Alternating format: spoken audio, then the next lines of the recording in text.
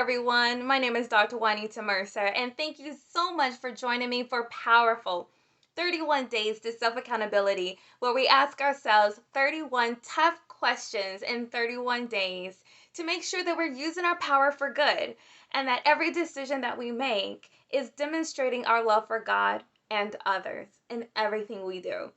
Today is day 4, and today's question is, am I representing myself as holy or conformed? God said, be holy for I am holy, right? And so we have a responsibility to live a holy life. And holy means to be set apart, to be different, to talk differently from them, to look differently from them, to make decisions differently from them, the world, those who are still in darkness. Gosh, if people aren't coming up to you and asking you, what's different about you? Why aren't you doing like what they're doing? Like, why, you know, why aren't you kind of going with the flow of how everybody else is? Say, because I do things differently. Yeah, I'm a child of God. Let's consider the Israelites. When God brought them out of Egypt, and right before he was calling them into the promised land, he said, listen, I have some instructions for you. In Leviticus chapter 20, verses 23 through 24, he says, do not live according to the customs of the people I am driving out before you. It is because they do these shameful things that I detest them. But I have promised you, you will possess their land, because I will give it to you as your possession, a land flowing with milk and honey. I am the Lord your God, who has set you apart from all other people.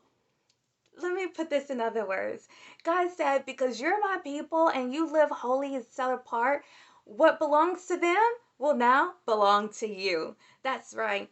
And God has given you a territory too.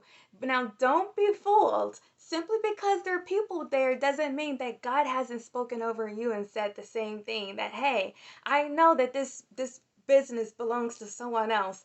I know that this city might belong to someone else.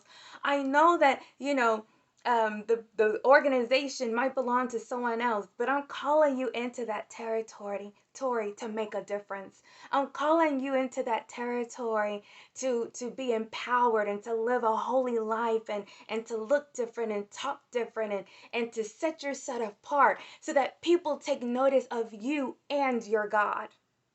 You have a territory, your family, your church, your job, your community, your neighborhood.